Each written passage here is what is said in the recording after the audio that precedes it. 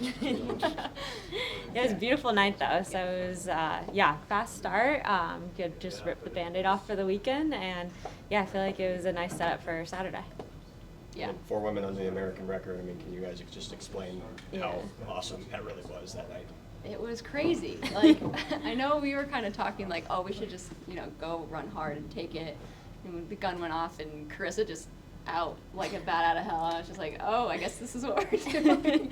Thought that was the play. It was very fast, but I think, obviously it set up for an awesome race. Like she said, like the weather was perfect. Everything just kind of like set up for that, and amazing that 4 of us were able to go under the record. It was great.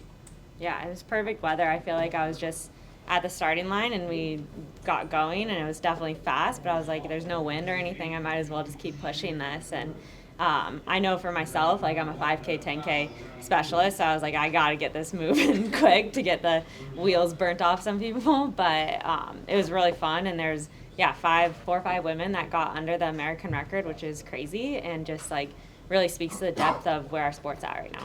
Krissy said she was shocked that she won. Were you guys surprised? I mean, you guys have raced against. I know at least Karissa, for you've raced against her the last couple of years, and Shelby, you're just getting back into it. But your thoughts on what Krissy was able to accomplish? Yeah, I mean, I've raced her quite a few times, and I've actually competed with her competed with her in college, and I've always known she has a really good kick. So I was like, I know that if she's there at the end, like she can kick some people down. Yeah. No, I agree. Like, I've not raced against her a ton, but I know that she has a lot of speed and a good kick, and same what she said, like, if she's there, she's definitely going to be a threat, and she was. So it was awesome to see her win, honestly. Like, I feel like I've just gotten to know her being in Flagstaff, and she's such an awesome person, so I was very happy for her. But yeah, no, it was great to see. Is everybody in Flagstaff these days? It seems like it. That's like the hub, I guess. It just seems like everybody's there. Yeah. You guys are all really sweet and appreciative about what went down Tuesday, but do you have any little edge to you about what comes back to the stadium on Saturday with a little revenge factor? Oh, definitely. I mean, we wanted to go 1-2 on Tuesday, so we're definitely having some revenge on Saturday. And it was fun out there, and I think everyone is just so sweet, so supportive. We all warmed up together, but once you get on that line, it's like everyone's going for blood. So, Definitely. What's kind of Jerry's plan for you this year? I mean, especially since it's a long year, we're seeing you do some shorter stuff now. Yeah, it's actually a nice year because I finally have the standard in the 5K and a lot of points in the 10K, so I can kind of relax a little bit. In the years past, I've been just chasing those standards, and that kind of makes up my whole season. But this season, I can finally kind of work on my kick more and do some shorter distances and just kind of have fun before U.S. Champs. Just really get ready for that. For both of you, having kind of grown up on this track, you probably get asked every time you come back, what are the memories like? Do they fade? What's it like? Or does it change every time you come back? I think it gets a little more like nostalgic every time you come back, to be like, even just walking across the infield to come here is just like, I don't know, it's like some like chills almost, because it's been a while since I've been back here, and so many cool memories. I was watching some of the high schoolers warm up on the that warm-up area, and I'm thinking about how I was in high school warming up on the warm-up area. So a lot of just random memories, like nothing really specific, but just like, I've been here before, and like it's been a long time, but it's really cool to like reflect back on how far I've come in the journey as well. So yeah, it's mostly just really nostalgic. I agree. Yeah, very good memories coming back, and honestly, I was just so nervous in high school racing, so a lot of it I'm just like, ooh, it brings back some nerves, but it's all good nerves. It's exciting to compete with a home crowd, and just to be able to come back to an event where like you competed so much in high school and you watched the pros race before, so it's cool to come back as a pro. Shelby, is this the one meet that you looked really forward to coming back after 4 years? Yeah, it really was. Like, I think my indoor season was awesome, and I had so much fun kind of getting back into it, and it felt almost like the right thing to open up my outdoor season at Drake Relays. Iowa for me has been, obviously it's home, but like even the last 4 years, right, I've spent every summer here at our family lake house in Okoboji, just kind of hanging out. So it feels nice to come back and be able to actually race. But people in Iowa have been so supportive of me throughout my career, through high school, college, as a pro. It just felt like they're, like, I don't know, a little bit of a full circle moment. Like, this is where I need to open up. In terms of, you know, where American women's distance running is at, I mean, do you guys expect a full house tomorrow just because you both, or on Saturday, just because you both are in this race on Saturday, and you're both from Iowa, representing your own state, but also, I mean, this is the two best we've seen right now in American distance running. I mean, that'd be awesome. I feel like every time we come back for Drake, Saturday's always like a big day on the track, and it's always like, as a high schooler, you're like, this is so full no matter how many people are out there. And yeah, it'd be really cool to be back there, and hopefully a lot of people come out. I think this is great for the sport, coming back, representing your hometown, and just being able to, like, yeah, showcase the fitness there. The other thing that's good for the sport is Faith Kippigan trying to go for sub-4. Yes. That's like so cool. I mean, I'm so you excited. guys thought, I mean, this is literally 24 hours since this has been announced, but just, I asked Krissy about this, and she's like all excited too. What are your guys' thoughts on this? Yeah. I read that and I was like, finally, like, let's freaking do it. I don't really personally want to be in that race. Part of me does, part of me doesn't, but like, I don't think I'm ready for that. But it would be really cool for her to go do that and actually like get under that 4-minute barrier. And even if she doesn't, to hopefully she gets close to it and just continues to raise that bar, because she's the standard for people. And it really will just probably have that Kipchoge effect where it's just like, is it humanly possible? And then he like gets close to it and then he breaks it and then people are breaking it now. Yeah. So it's just like one of those things that like, it's so daunting of a barrier, and it'd be so cool if it's broken. Do you think someone, at least in the American system, like Nikki Hiltz or Ellie, can, you know, I mean, I'm not saying they could break 4, but could they potentially get close to that barrier? Yeah, I don't see why not. I mean, I feel like especially American women, for me watching it the last 4 years, the standards continue to be raised, and like the depth's getting, like it's getting deeper as a event in itself. So it's been really awesome to watch. I don't see why that can't continue to keep chipping away, especially, you know, if Faith does do that. Like, again, she's going to raise the bar. We have to collectively just get better. So it's going to, I'm looking forward to see what happens. Yeah. How have y'all balanced the return home? You know, just with friends and family and wanting to see everybody, but then also, you know, you got business to take care of. Yeah, it's so fun to be back, but yeah, you have to definitely balance that, because I can just get ahead of myself and just commit to, you know, all the friend stuff and the other Drake commitments too. So yeah, it's been good, and it's nice to be back for so long, because we race Tuesday and we get a whole week, and I'm staying at my parents' house, so it's been a nice little trip back. Yeah, I'm not balancing. I'm a yes person. Yeah. Like, you want me to come? Yeah, I'll come. No, I jam-packed my Monday and Wednesday with stuff, and so today and tomorrow is kind of like a little more chill, which is good. But yeah, it's been a lot, but it's been fun. Ladies, for the longest time, we would talk about Karissa and Shelby, what you accomplished, what Katie Flood accomplished, what Stephanie Jenks accomplished, and now in recent years, with Peyton Noe, with Addison Dorenkamp, Marissa Fairby from Pelazonia Junior and whatnot, and we're finally starting to see that gap being bridged on all the amazing times and the records and the legacies. Karissa, I'll start with you first. First of all, how exciting is it to see that there's this new wave, this new generation of Iowa high schoolers, and how you hope that they're going to move it forward, and women 5 years from now, 10 years from now are going to be looking at what they accomplished the same way that they've held you in such high esteem and high regard as the women that they had to chase. Yeah, I mean, it's so awesome. I'm out usually at NXN Nationals in Portland, usually helping out with Nike stuff, and getting to see a young Iowa athlete that won an NXR and competing out there. I was like, oh, this just reminds me of me, and it's just like so cool to see Iowa like represented on that national level, and just seeing like that progress that we've made as a state. There's just so many good athletes coming out of our state, which is really awesome. Shelby? Yeah, I mean, when I was in high school here, the girls' 800 was crazy. Like, it was so fast, and just like the depth I was like, I lost a lot, you know.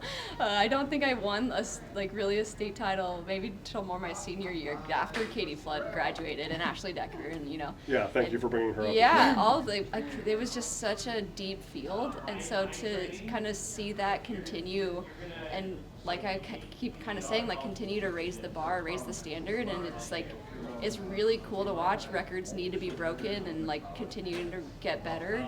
So it's really cool to see that happen in Iowa. Like I'm a fan of that, so it's been awesome to watch.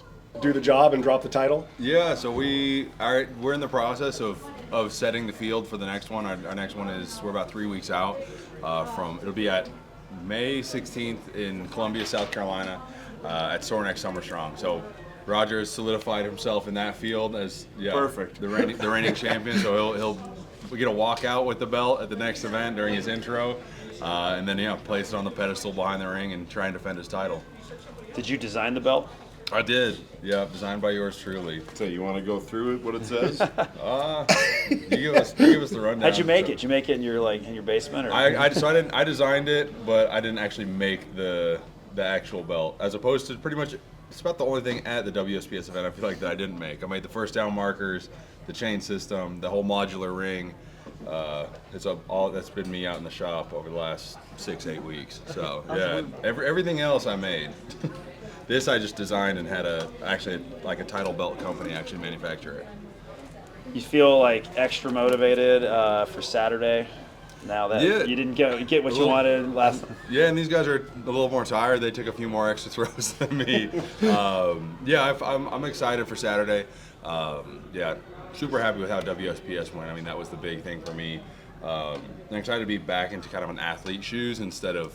I mean, during that, I was like, So you had a lot of hats yesterday. Yeah, I was right. It was like, hey, ring opens 8 minutes, and I was like in the middle of my third interview at that point, and yeah, so it was. I'm excited to step into a competition as an athlete instead of as a promoter. Roger, how would now that you've had an opportunity to reflect, a little bit more, like just like how even though it's not going to be like factoring into World Athletics all-time rankings or U.S. all-time rankings, but like in your heart that you surpassed I guess what would essentially be 22:55. How powerful is that for you, especially this early in the year? Oh, good, just building confidence. Like that's like when Ryan asked to do the World Shopping thing, I'm like, I'll be in pretty decent shape. I think at that time still a little heavy in the weight room, but like as soon as the crowd gets going, you can kind of just catch a wave and like throw probably further than you would expect, like after pretty tired training and everything. But no, it's good to know, like in the back pocket, like it's there. Like gets me really excited for Saturday because like never got a flag, and everybody that I live with in the house has a flag, so I'm the only one that doesn't have one. How much of this series is just like you bouncing ideas off your buddies within shot put? Yeah, there's definitely. I mean, I feel like there's a fine line between figuring out what works and what engages with the crowd, and then also like what the athletes want to do. A lot of what has turned into WSPS is, I don't want to say pain points, but it's places that we feel like as a sport we can improve and grow. Kind of just like the line method of like seeing it go over the line and giving the crowd a reason to cheer. Because a lot of people that watch the sport, they don't know. They're not diehard shot put fans. Like I sat next to a guy on the plane, and he was like, "Oh, how far do you throw?" And then I was like, 23 meters, and he's like, "So that's like 23 feet, or how far?" I was like, "No, meters." And he's like, he's like, "Oh, that's really good." And then, but you could say I throw 20 feet or I throw 200 feet. The average person doesn't understand, but they see a ball go over a line, and they know right away, like, "Oh, that's pretty good." And they see guys start not going over the line, and then when someone does, like at that 72 yesterday, people really get into it. So just some stuff like that. The challenge flags, and there's once again some thought that goes into it. Like the challenge flag, you have 3 consecutive attempts. If you had missed on 2, throw your challenge flag and say at 70 feet. If you didn't get over it in 3, it's hard to argue like, "Oh, I don't like the format," because if you go to a world champs or any major and you don't get it done in 3 throws, you didn't get it done. So it's kind of a combination of like throwing stuff out there, talking to the guys, seeing what they like about it, but then still kind of having some reasonable thoughts behind it and not getting too crazy and keeping it authentic to the sport. And Roger, what does it say Last about question here. Ryan that he has created a series or an event that he can actually be beaten in? Well, I'll tell you, this is the first technically W against Ryan I think I've ever had in my career. I've never done one of those.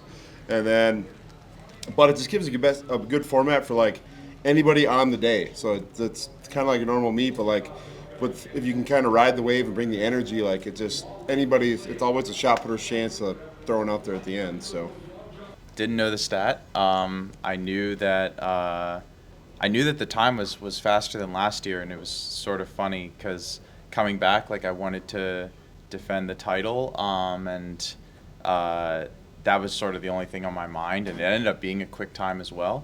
But yeah, it was an emotional one this year because, you know, in addition to the competition itself and being a U.S. championship, it was also the qualifier for the World Road Champs, and that really meant a lot to me. So it was already a course where I'd had success. It was sort of easy to cultivate confidence going into it, but it's just as special, like if not more, like getting it done this year with my parents there and big crowd and everything. It was awesome.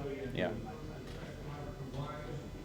Krissy, you want to tell us about what it felt like to win on the street of Des Moines and that excitement of the crowd, and then also learn that you set a new American record?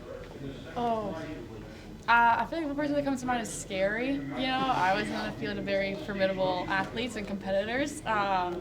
And so I knew, you know, once I made the hard move to go to the front, there was no guarantee that I was keeping it, and odds were I probably wouldn't, you know, because someone's going to come back. So I feel like I was just running for my life when I got up there. But it was definitely absolutely relieving when I got to the front and, you know, like when I stayed in front by the time I got to the line. And yeah, I feel like the record was just icing on the cake, you know. I felt like we ran fast, but I didn't know what the time was, and to find out that's what that was really cool. It's really weird because like the sport's moving so fast, so I know that the next time someone runs a road mile, it's probably gonna be broken. But I guess it's probably just all the more reason to appreciate that I have it now, because I'm probably not gonna have it very long. So. Do you feel like you're running fast when like you're out there? Like, what does it feel like to be like? I don't know. What does it feel like to run really fast, I guess? Can you tell? Yeah, no, I can tell. I think my coach asked me after the race, like, what was your 400 split? And I was like, I don't know, I was looking at the ground. Like, I didn't want to know how fast we went out, you know? It definitely felt like, oh, this is not a pace that I can hold. But all the other women around me were not dropping off. And so I was like, I can't be the first one to tap out, you know? So it was like maybe like 6th or 7th. But I'm like, if everyone else can do it, you can do it. So it's like, yeah, it's kind of this like fun. It's like a roller coaster, you know. You're like, this is great. I don't know how it's gonna go, but like it's really great. Yeah. Is that how you feel too? Yeah, I mean, well, I remember I heard their 400 split like when we were warming up, and we were like, I don't know if we'll go out that fast. Like it was. What was it? I think it was 63 that they went out in. Yeah, it was. Someone said Karissa's up front in 62. Yeah, it was. I don't know how much faster ours was. It can't have been much faster. Like, yeah. So we knew that they were rolling, and it was going to be a fast course out there. But yeah, roller coaster. You sort of have to ride the moves. Like you have to sort of. There's a little more different ebb and flow in a road race than on the track, and I think also you can be a little bit more. I find success on the road sometimes because I feel like you can be a little more free in your mindset. You don't get caught up in the splits and where you need to be specifically on the track. Like you just go out there and it's like very pure racing, and it's fun. Yeah. Vincent, when you hear 10 guys under 4 in a road race, where does that go in your mind, and just how far American distance running has come right now? I think Krissy already hit the nail on the head, and like the sport's just progressing really fast. Like I think last year there had only been before last year there had only been one person under 4 on this course like ever. I might be wrong about that, but then there was I think 3 or 4 of us last year, and then just a whole handful this year. But it also, you know, it makes me proud about the accomplishment to, you know, like be able to, you know, hold off like that many people running that quickly on the same course. So yeah. For you, Krissy, 2 world teams now in 2 years. Just has that sunk in? And I mean, have you pictured that when you graduated from Arkansas, that you would be representing the U.S. on 2 different world teams in 3 years? Not when I graduated from Arkansas. Oh, no. sorry, yeah. No, you're right. That's what I'm Great. saying. Like you asked if I'm gonna graduate from Arkansas. If I saw that, I was like, no, definitely not. I think when I managed to make my first world team 2 years ago, it was like, oh, this is unexpected. Like if I kind of entertain this as a reality, like maybe I could make more in the future, you know. And I think end of 23. I was like, oh, you know, maybe, yeah, there are more teams to make. But yeah, end of 22, like, I was just like, oh, you know, I'll probably run for a couple years. Eventually, I hope I'll find someone better and, like, I'll move on with my life, you know?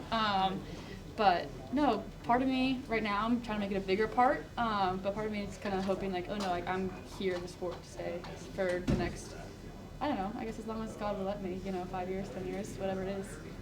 Krissy, you mentioned, you know, the process of getting to the front. Maybe it doesn't always come at an ideal time, but what's going through your head then? Because you said you're like, am I going to be able to hold on to the type of competitors I got behind me?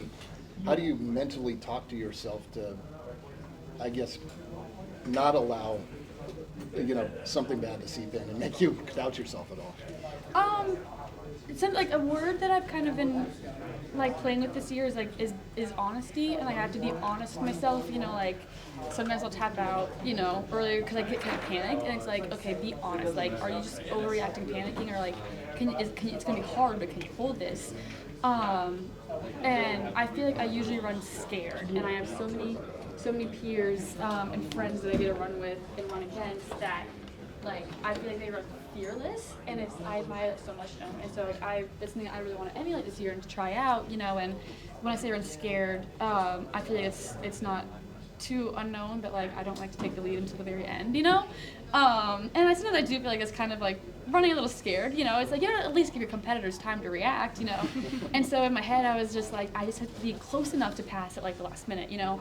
And at some point in the race, I caught back up and I was like, get behind them. And when I caught them, I was like, just stay here. And this other little part of my brain is like, no, like, be honest with yourself. You can go for it now, you know, like, and I was like, okay, I have to go for it, you know, and if that means, like, coming up short and getting past, that's what it means in April, you know. But it's like, you don't know if you don't try, you don't know what you're going to be capable of if you don't put yourself out there. And so that was something that I really wanted to try and do at a relatively low stakes meet. It's definitely high stakes because I want to make the team. Sure. But it's like, yeah, if you miss the team in April, like I would rather make the team in Tokyo, you know. But yeah, being able to pull it off definitely gave me confidence moving forward. But yeah, I feel like it's early season. Why not try some new things that I've been working on in practice? So. Totally not race related from 2 days ago, but yesterday Faith Kippigon announced that she's going to try to go break 4 minutes. Yeah. I'm curious. Both your thoughts. I mean, I did like math. I think it was like 1954, the first woman broke 5 minutes. Yeah. And now we're talking, 70 plus years later that a woman's trying to go for a barrier that's never been touched. So I'm curious, both your thoughts. I'm excited. Before you answer, we'll have one more question after this one. Go ahead. Yeah, no, I'm definitely excited. Like obviously we've had the introduction of shoe tech and so much stuff that's helped us see massive jumps in the sport, but I think it interplays with so many factors. One of them being that belief is like when you see someone else do it, you're like, oh shoot, like maybe I can do it, you know? So I like to think that this has like tremendous potential for the trickle down effect, you know, of like, most women are probably thinking a woman would never break 4. And once we see someone do it, it's like, okay, wait, like maybe I can get close to that, you know? So I think Faith does a tremendous job leading by example, inspiring everyone, just bringing everyone up with her. So I think there's going to be really good residual effects that even if she comes up short, like, is going to inspire people. So I think it's great for the sport. Anything to add, Vince? Yeah, I mean, I think it is good because it just brings more eyes to the sport in general, and also like, Faith is sort of, I feel like she's already the undisputed like GOAT.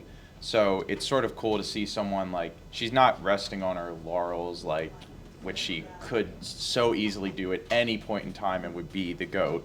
And instead she's even trying to like further the bar and achieve more. Yeah, I mean, she's amazing. So it'll be cool to see.